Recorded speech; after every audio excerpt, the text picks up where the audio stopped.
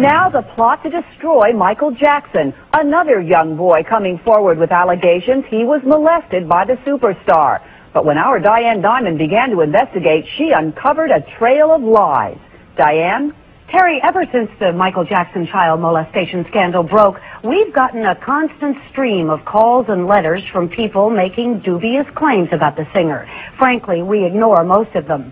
But when I heard the facts of this story, I just had to go to Canada and check it out myself. And I'd like to make a confession about something that happened between me and Michael Jackson. He is only 15 years old, so we can't show you his face or let you hear his real name. But the 11-minute home video he sent hard copy several weeks ago could have become Michael Jackson's worst nightmare.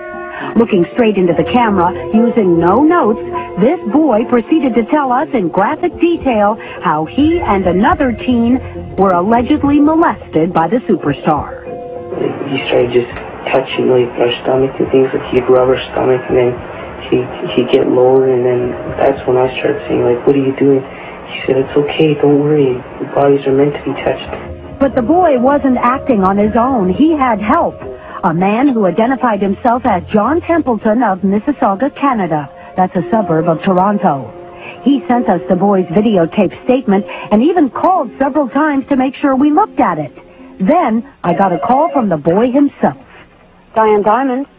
Over the next few days, I spoke with the boy for hours, and he never wavered. His story stayed consistent.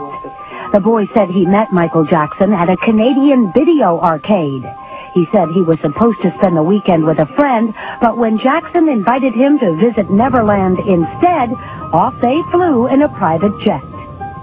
This 15-year-old described in detail the people in Jackson's entourage, the layout of the ranch, and even Jackson's family home at Encino. Later, he would draw us incredibly detailed maps of both Jackson homes. It was clear either the boy was telling the truth or he had been well coached. To get to the bottom of it, I agreed to meet the boy and John Templeton in Toronto. The plan was to meet the pair in the lobby of an airport hotel, but when I arrived, the only one to greet me was the young boy. He came with me into town and told me that he lived on the streets of Toronto, in a section called Boys Town, where the street kids gather. He explained that his mother had kicked him out of the house, and that John Templeton was just a man he'd met on the streets. He kind of helps the street kids, like just talks to them and things, like sort of like the guidance counselor of the street. That's what it seemed like. The boy appeared to be on his own. There was no sign of John Templeton, and frankly, that seemed suspicious. But over the next few days, a hard copy team conducted hours of interviews with the boy. Standing by were police officials in both California and Toronto. They were waiting to conduct their own investigation of the boy's charges. Hi, my name is Frank Grimes. I work for the TV show Hard Copy. Producer Frank Grimes and I worked to check out countless pieces of information the boy gave us. While sources were able to confirm much of what he said, there were some troubling inconsistencies. Still, the boy stubbornly stuck by his story, and he had an incredible knowledge of Michael Jackson's lifestyle. He showed me this place, like a saddle shop, where he said he gets stuff for his animals there. I don't know what he got, but... Like a saddle shop. I see that on your map here. Yeah. People are going to think that you're out for his money. I don't care about his money. They're going to think you're making it up. Yeah, I know. But I don't care about his money. You can keep it. You tell him the absolute truth. Yeah. He talked for hours, and he knew so much. So much, in fact, that we thought, well, let's give him a test, to see if we could trip him up. We showed the boy several photographs. Some of them were of Neverland employees, and he was able to identify each and every one of them. Yeah, that's him. The way someone put that, that's him. If this was a scam, this boy had really done his homework. He even went so far as to draw us a picture of what he said Michael Jackson looked like during the alleged molestation. Always, he came back to his claims of molestation. His eyes are big, and they're dark, they cavern, like the sockets to go right in, But there was one thing I didn't tell the boy. I didn't tell him that for the last year, I've been getting Michael Jackson-related letters from his same small suburb in Canada. The letters were supposedly from other young boys who also claimed that they had been molested by Jackson. 2 of the letters even included pictures of the boys.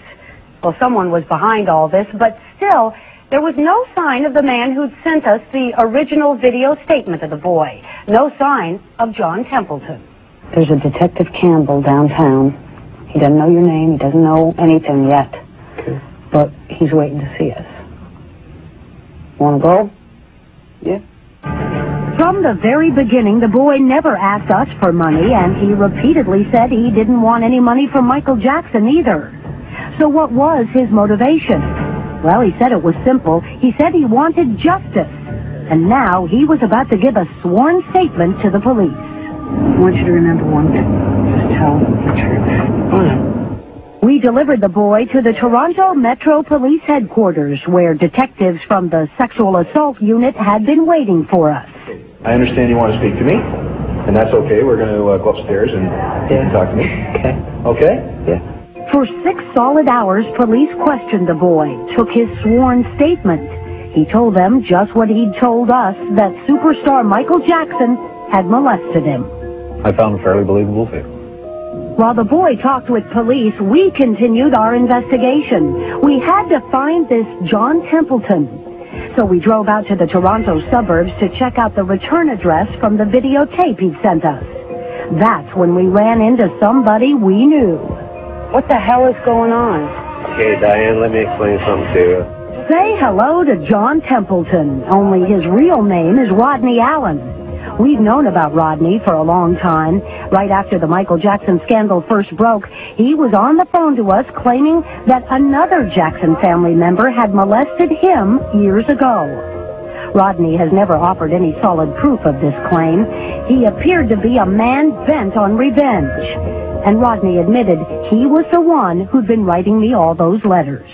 I care about this one kid who gave me all sorts of information about Neverland, about Havenhurst, about Disneyland, about Michael Jackson's body.